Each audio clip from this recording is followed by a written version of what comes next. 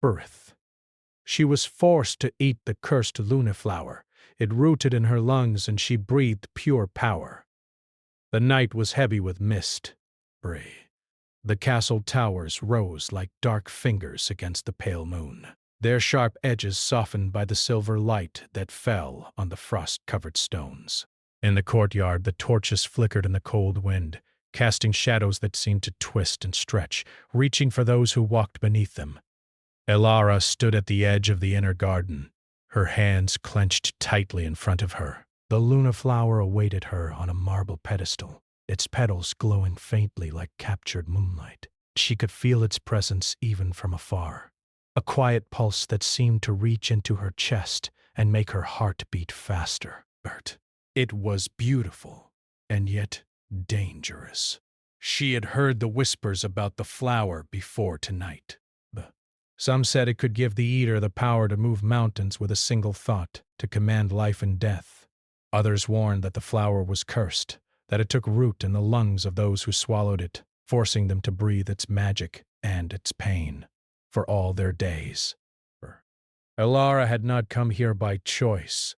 The king's court sorcerer had ordered her to eat it, claiming it was for the good of the kingdom.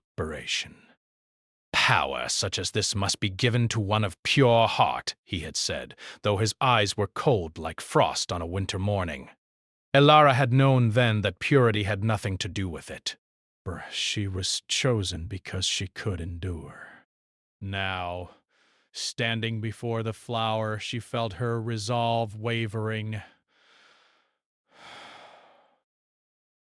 Her stomach was a tight knot of fear and anger, her chest rising and falling in shallow breaths. She wanted to run, to flee the castle, the court, and the night itself. But the walls of the garden seemed to close around her, and the torches cast light in which she could see no escape. "Do it!" a voice said. It was low, smooth, and carrying a weight that made her stomach tighten further. The king himself had appeared at the garden's entrance, his cloak trailing behind him like a shadow that swallowed the light. The flower waits.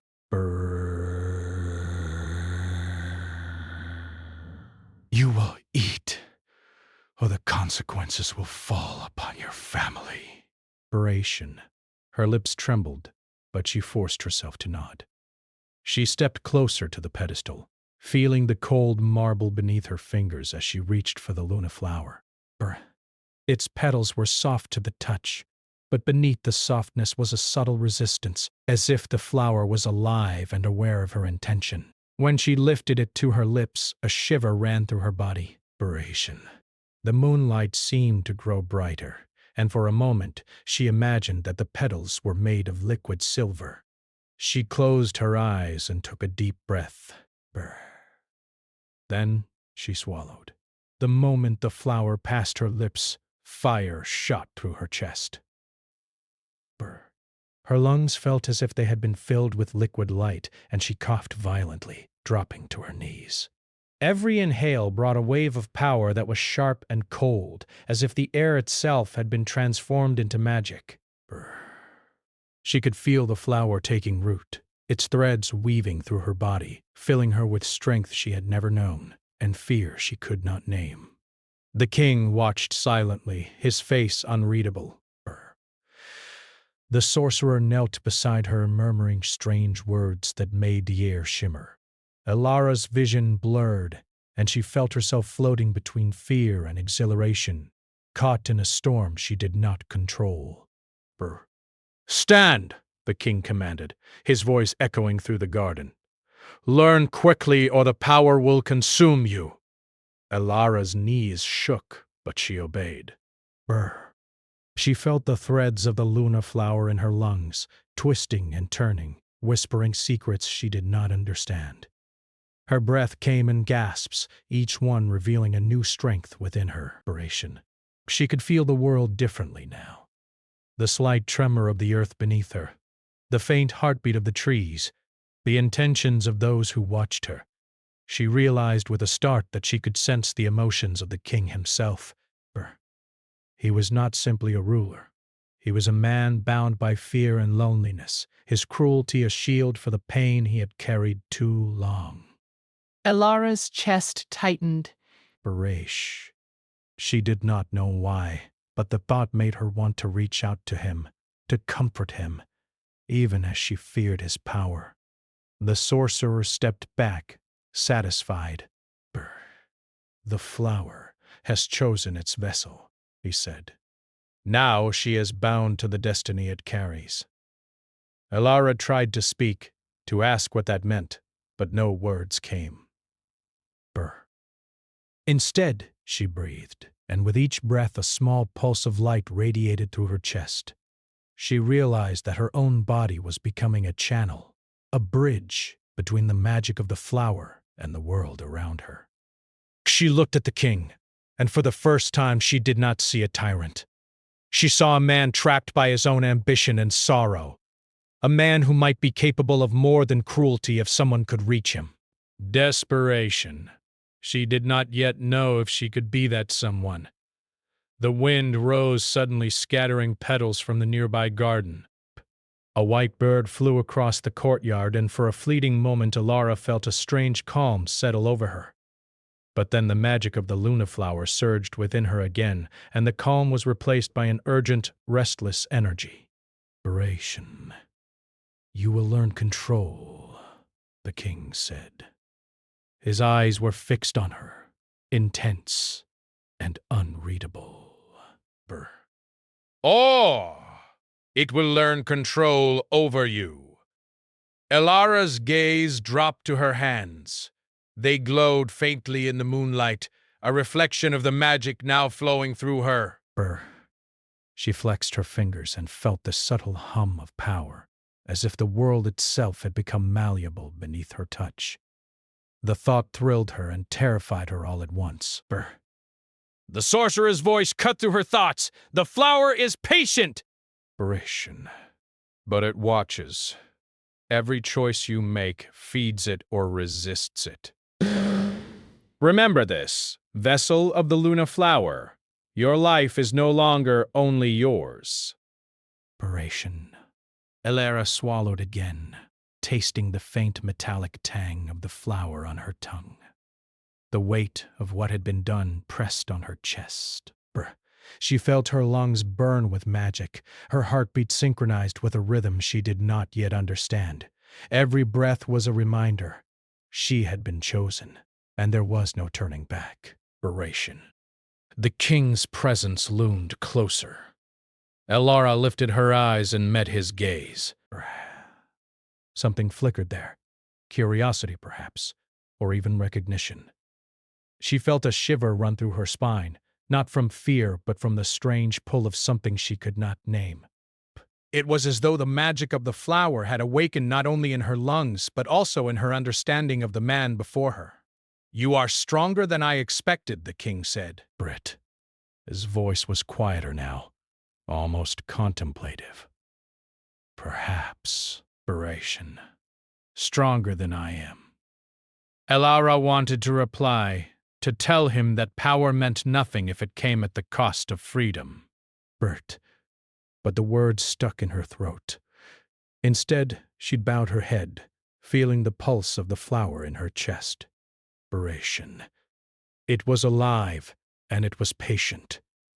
It would wait for her to learn, and perhaps to resist.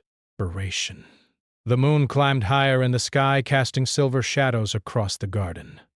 Elara stood alone, the soft glow of the Luna flower fading from her hands as the night deepened. She could feel the threads of magic weaving through her lungs, tying her to the flower, to the king, and to a destiny she did not yet understand. And then, as if sensing her thoughts, the flower pulsed once more. A whisper filled her mind, soft and musical, carrying words she could barely comprehend. The path is yours to walk, but every step will demand a choice. Elara! Gasped for air, the magic twisting in her chest, a reminder of both power and prison. She had been forced to eat the flower, forced to take the magic into her lungs.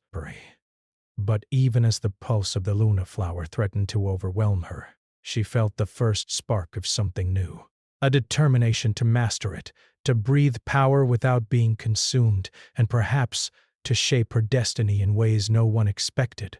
The night held its breath, the mist swirling around her like a living thing. Elara felt the weight of what had been done, the price she had paid, and the uncertain path ahead. Brr.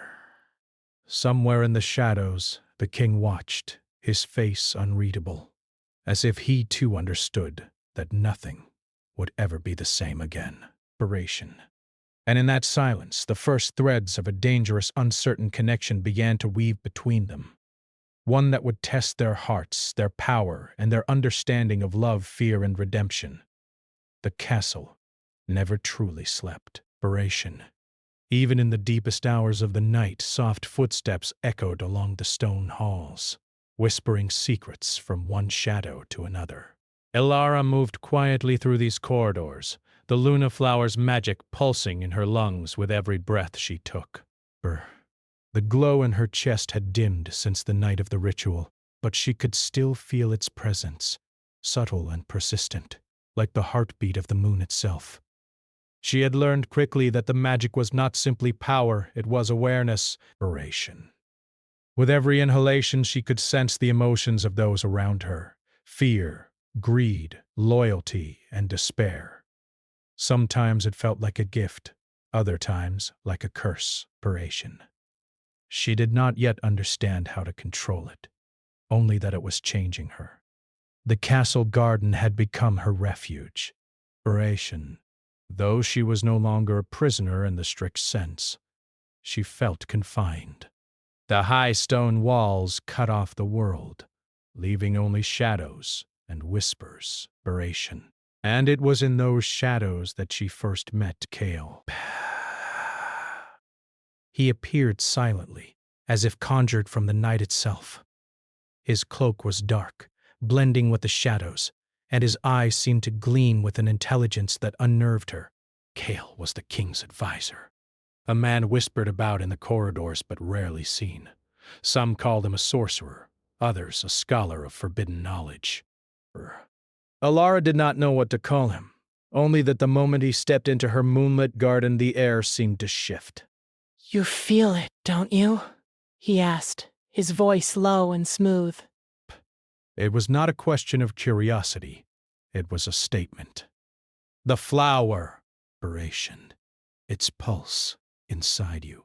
Burr. I feel it, she admitted, her voice barely above a whisper. I feel everything.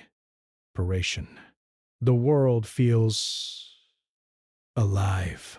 Inspiration. Kyle nodded, a faint smile tugging at the corner of his lips. And dangerous. Inspiration.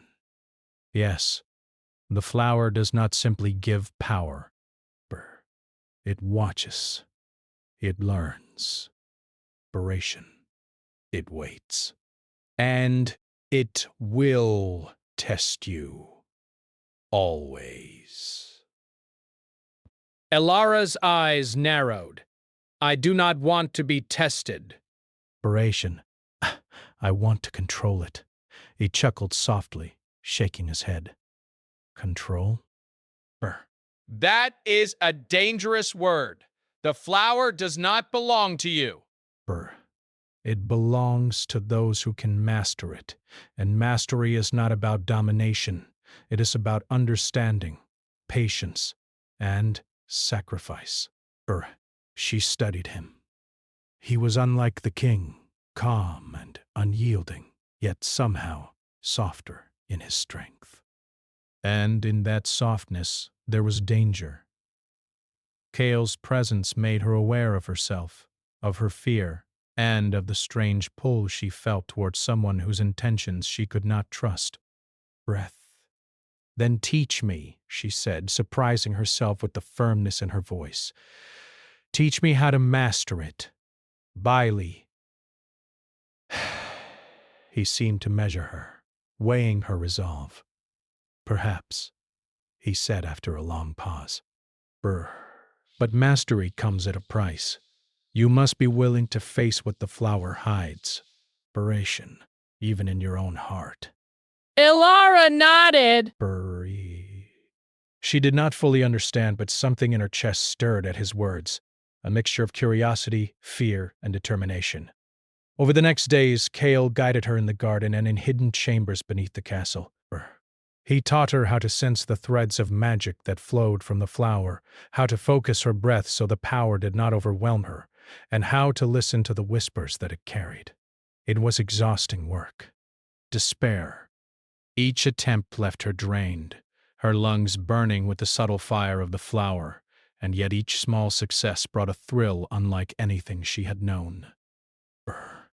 She could lift small objects without touching them, feel the pulse of life in plants, and even sense the emotions of the castle guards as they moved through the halls. But with every lesson she also sensed the danger. The magic in her lungs was alive, sentient even, and it was watching her as much as she watched it. She began to feel a strange pull toward the king, a magnetic force that was both compelling and frightening. The flower seemed to whisper secrets of him, secrets she was not yet ready to hear.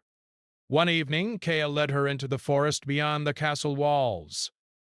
The trees were ancient and gnarled, their branches reaching for the moonlight. The forest floor was carpeted with silver moss, soft beneath her feet. Here, away from the stone walls, the magic felt different, freer, wilder, yet somehow sharper. "The flower is strongest under the moon," Kale said, his eyes reflecting the pale light. But the moon also reveals truths. "Be careful, Elara." The more you breathe the flower, the more you will see, not just the world, but the hearts of those around you. She nodded, stepping into a small clearing. The air shimmered as she inhaled deeply, and for the first time she allowed herself to fully feel the flower's magic. The threads in her lungs expanded, reaching into the forest, weaving with the moonlight, the moss, the shadows. Suddenly she saw it, a vision of the king. Not the king as he appeared in the castle, cold and distant, but the king as he had been in his youth. A boy in a moonlit courtyard, laughing with a sister whose face was familiar yet distant. She felt a pang in her chest. It was a memory not her own, yet it pulled at her heart. Kale's voice interrupted her thoughts. "Do you see now?" The flower reveals the truth behind the mask. The king's cruelty is a shield. Birth. His loneliness is a cage. Elara's breath caught her. She had known him as a tyrant, as someone she must fear. And yet, in this vision she glimpsed a vulnerability that made her heart ache. The magic was dangerous, yes, but it was also showing her something she could not ignore. That power and sorrow were often entwined. The forest around her seemed to hold its breath, leaves trembling in the windless night. The Luna flower pulsed in her chest, sending waves of light through her lungs. She realized with a start that she could not ignore the pull she felt toward the king, not as a servant, not as a prisoner, but as someone who might understand the burden he carried. Kale stepped closer, his expression unreadable. "The flower tests all who breathe it." It shows you desire, fear, and truth. And sometimes, it shows you paths you cannot yet walk. Elara looked at him, trying to read his intentions. There was a subtle edge in his presence, a reminder that he was not merely a teacher. He was also a man with secrets, a man whose own power might rival the king's if he chose to use it. And yet she could not deny the strange comfort his guidance brought her, nor the thrill that danced in her chest when he was near. "I feel it," she said softly. I feel everything. The forest, the flower, the king, even you." Kale's eyes narrowed slightly, a flicker of something unreadable passing over his face. could you? Awareness is the first step.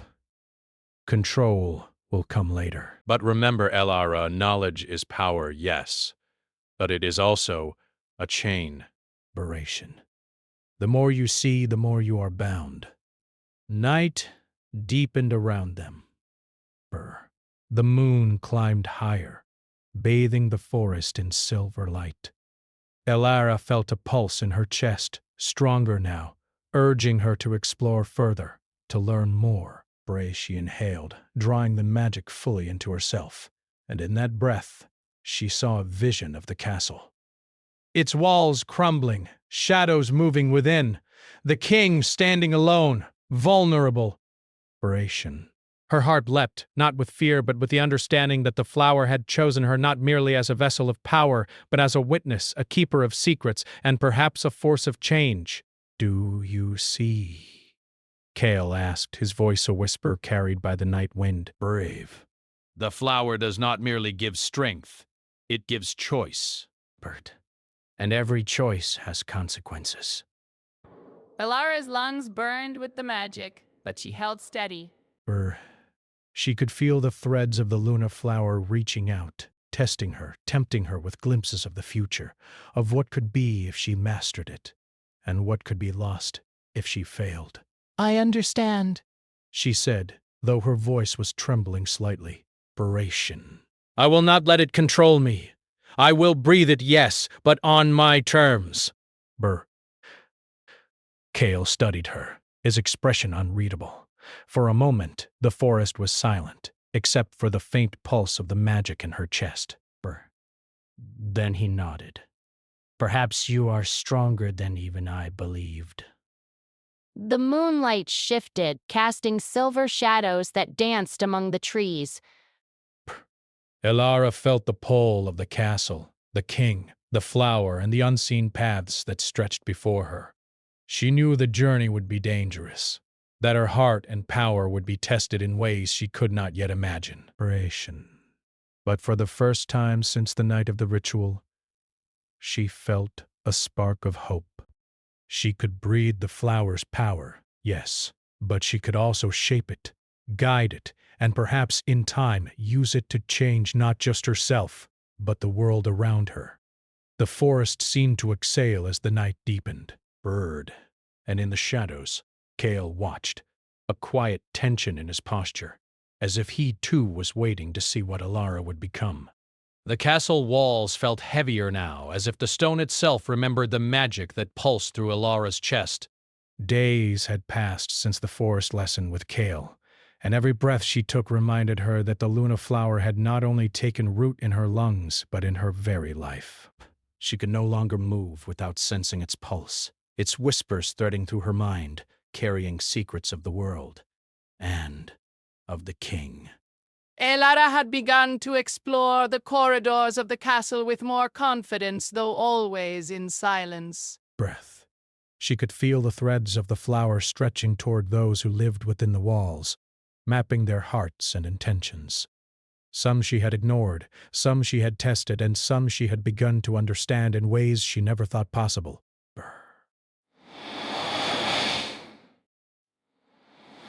But understanding did not make the burden lighter. She felt it the moment she stepped into the great hall. The king was there, seated upon his throne, and even from the far end of the hall, she could sense his storm of thoughts, fear, pride, and a weight of sorrow she could almost taste. The pulse of the Luna flower quickened in her chest, reacting to the intensity of his presence. He rose when he saw her, his movements slow, deliberate. The courtiers froze, sensing the tension, but Elara's focus remained on him. The power of the flower made her aware of every heartbeat, every shift of emotion. She realized then that the king's strength was not merely from his crown or his army, but from a fear he carried within, a fear of losing control, of letting the world see him as he truly was. "You have been wandering," the king said, his voice low, carrying the weight of both command and curiosity, "and yet you appear unchanged by what you carry within you." I have not yet learned to control it, she admitted, her gaze steady. But I feel it. I feel everything the flower shows me, and I am learning. The king's eyes flickered, a mixture of surprise and something else she could not name. Perhaps, he said slowly, you are more capable than I expected. Or more dangerous. Yes. She did not flinch. Power is only dangerous when misused. I will not misuse it.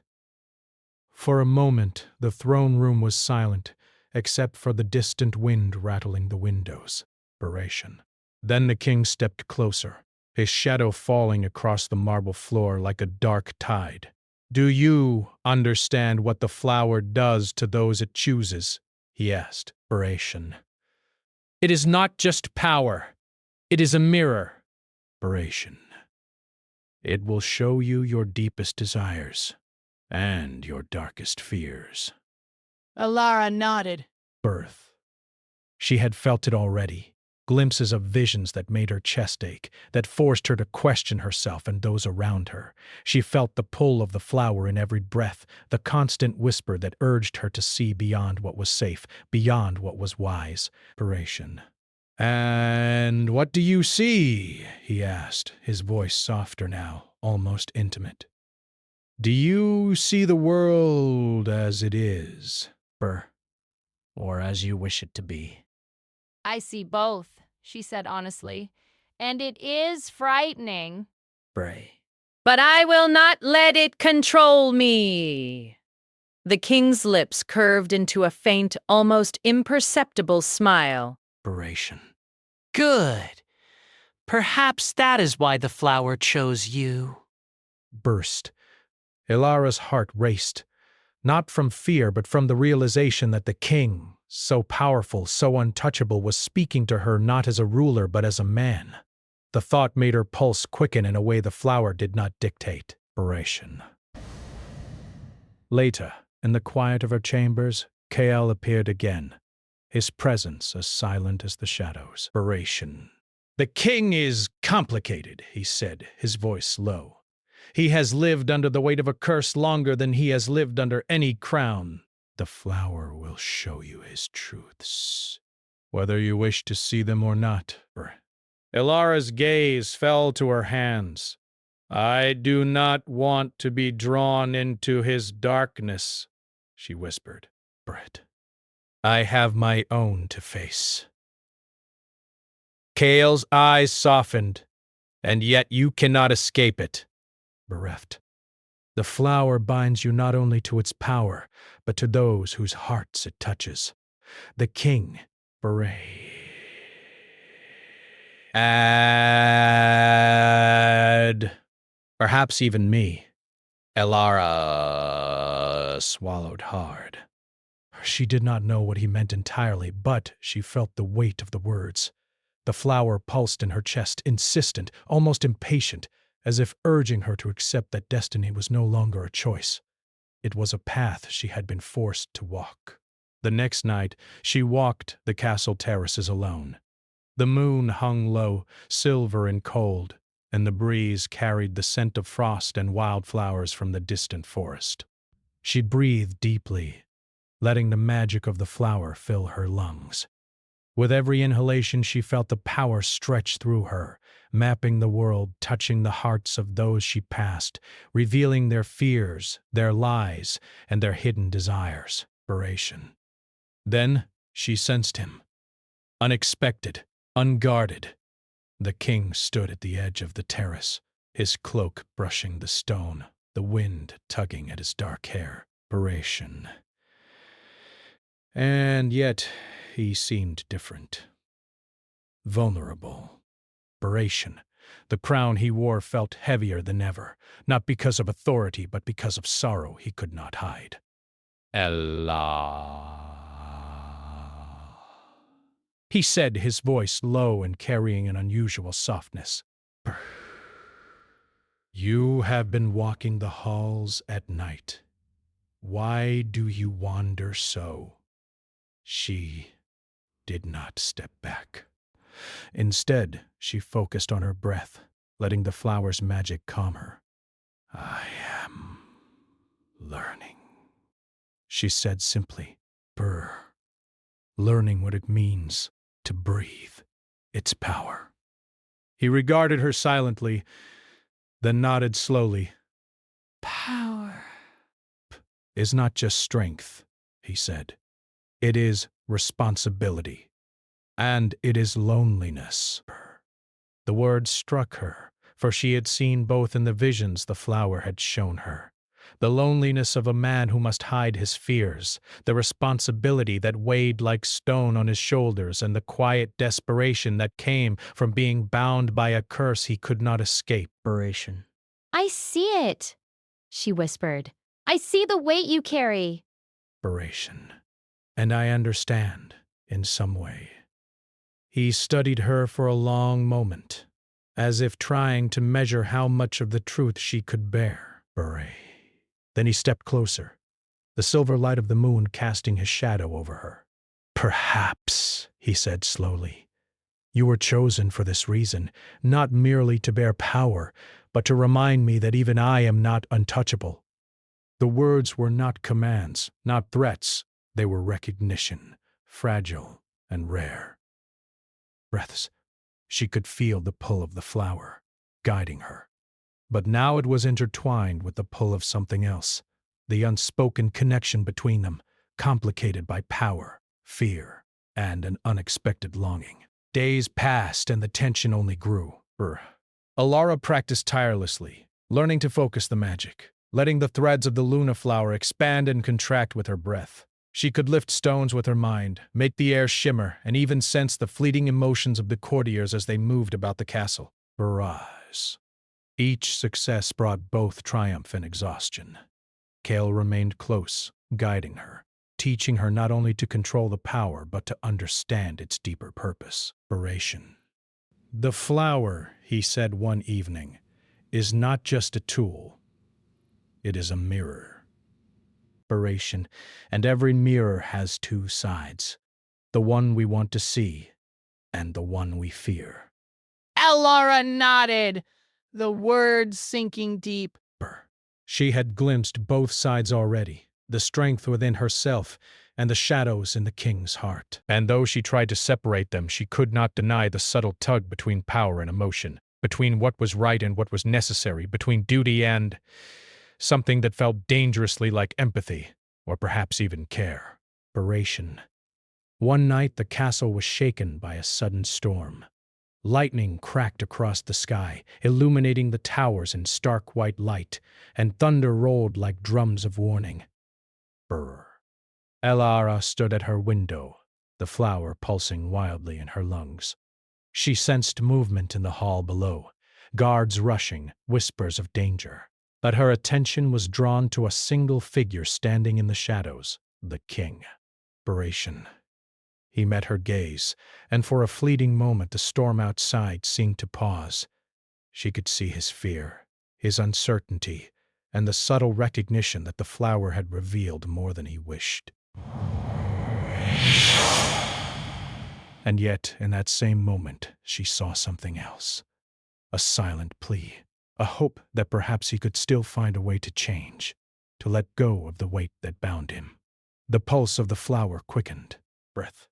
A warning, a challenge, a promise.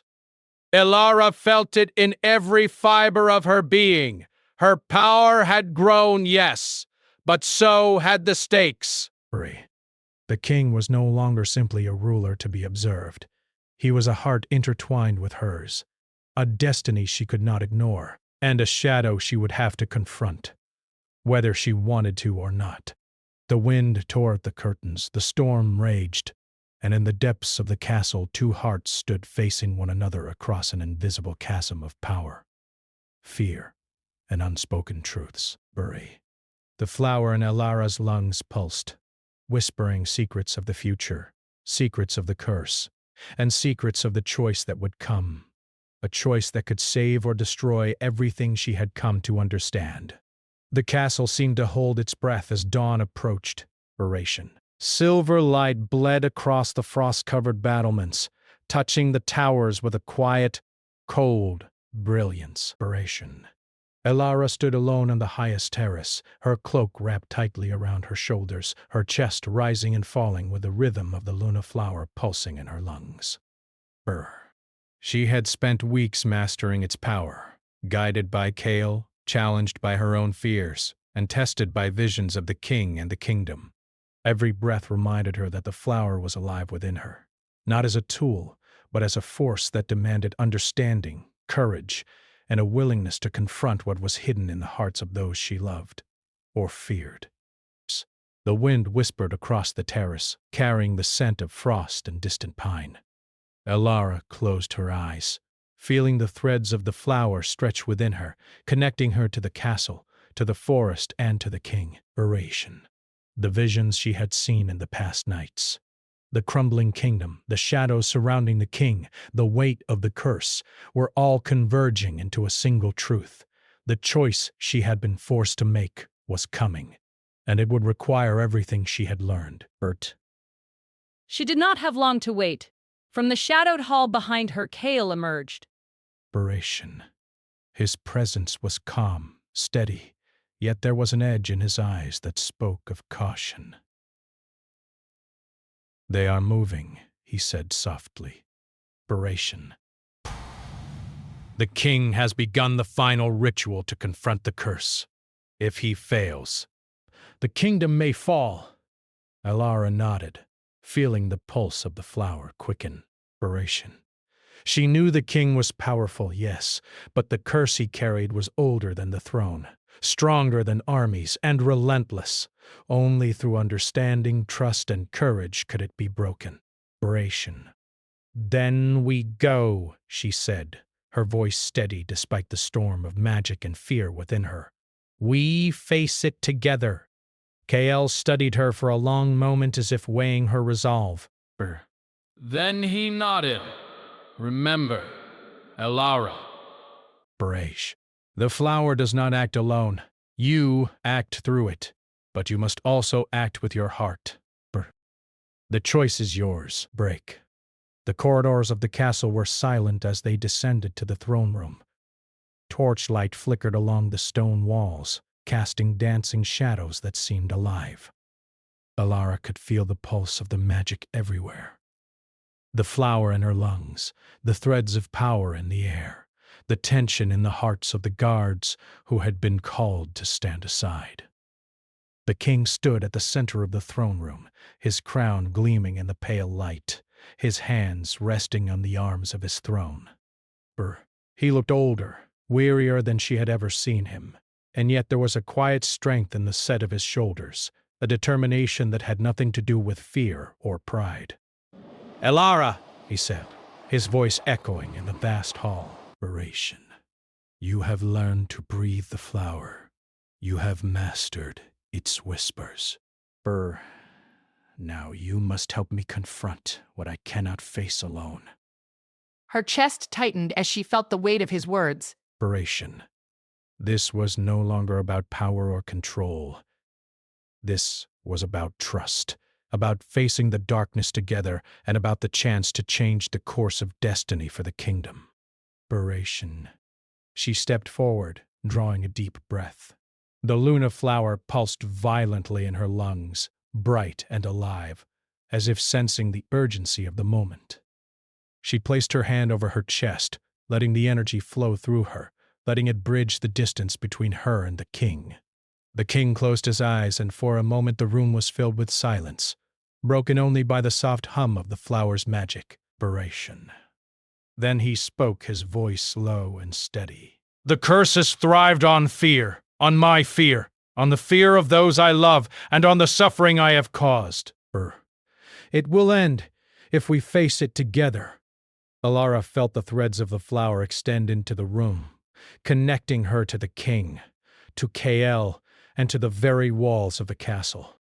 She could sense the history of the throne, the memories of those who had ruled before him, and the shadows that had lingered, feeding the curse for centuries. With a deep exhale, she let the magic flow fully. Brr. Her lungs burned, yes, but the fire was no longer frightening. It was alive with purpose. She could feel the king's heart, his sorrow, his longing for redemption. And she could feel her own fear and hope intertwined, a delicate thread binding them across the distance between their souls. The room darkened as the magic swirled, shadows gathering around the throne in shapes that seemed almost alive. The king opened his eyes, and for the first time Alara saw not the ruler, not the tyrant, but the man, vulnerable, burdened, and yet willing to change.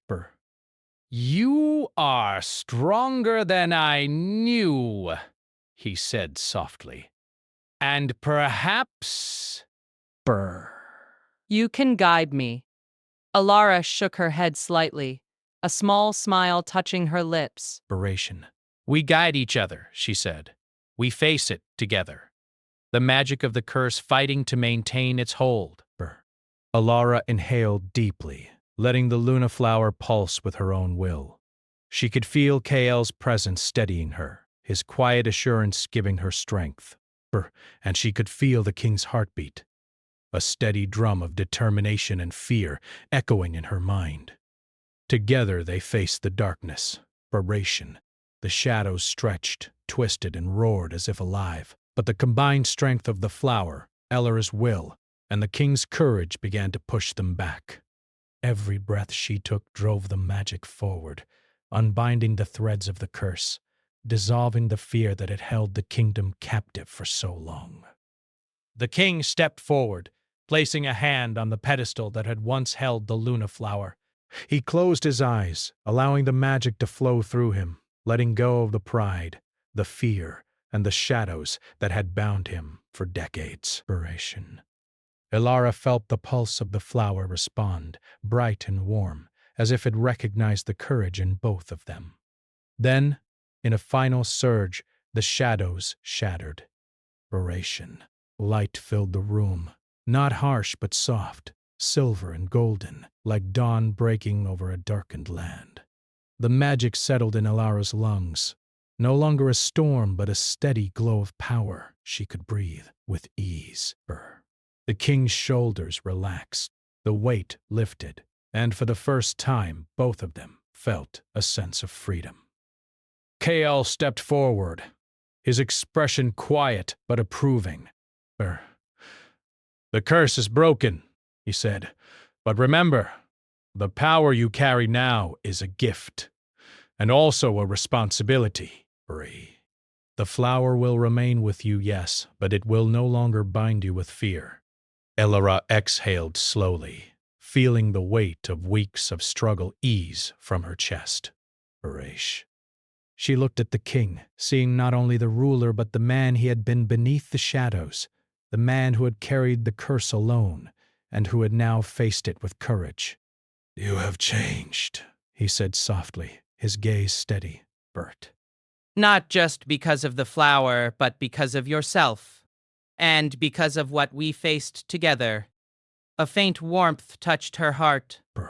She realized then that the journey had been more than mastering power. It had been about understanding, empathy, and trust. The flower had given her strength, yes, but it had also shown her the truth of hearts, the king's, Kael's, and her own. For a moment silence held them, a quiet space filled with the light of the dawn and the fading pulse of the flower. And in that silence a bond had formed, delicate but unbreakable, tempered by struggle and strengthened by courage. Elara stepped closer to the king. She did not know what the future held. There were still decisions to make, duties to fulfill, and a kingdom to heal, but she knew this. They had faced the curse together, and in doing so, they had discovered something far greater than power. "Thank you," she whispered, "for trusting me." The king inclined his head slightly, a small, rare smile on his lips. "No. Thank you for breathing hope into what I thought was lost. Kyle watched from the side, a faint smile on his face as he observed the quiet triumph. Brr. He had guided her, yes, but he also knew this was only the beginning. The flower's magic was alive, and with it, new paths, new choices, and new challenges would come. But for now, the darkness had been faced, and the light had returned. Outside, the first birds of morning began to stir, their song weaving through the crisp air. Liberation. The castle no longer felt like a prison, but a place of possibility. The frost on the battlements sparkled in the early sun, and the shadows that had haunted the halls retreated, leaving only memory and lessons learned. Elara felt the pulse of the Luna flower steady in her chest. It was no longer a cage. It was a partner, a guide, and a reminder of what courage, understanding, and connection could accomplish. She inhaled deeply, filling her lungs not with fear, but with power, hope, and the quiet joy of knowing she had faced her destiny and had not faltered. The king stepped closer, and together they gazed out over the kingdom, silver light reflecting in their eyes. The path ahead was uncertain, yes, but it was theirs to walk. For the first time, Elara knew that she could breathe freely, wield her power wisely, and carry the lessons of the past into a future shaped not by curses or fear, but by courage, trust, and the possibility of redemption. The shadows were gone, but the echoes remained. Echoes of struggle, echoes of love, and echoes of a power that had chosen her, taught her, and ultimately freed her. And as the sun climbed higher, casting its warm light over the towers, the first step into a new dawn was taken.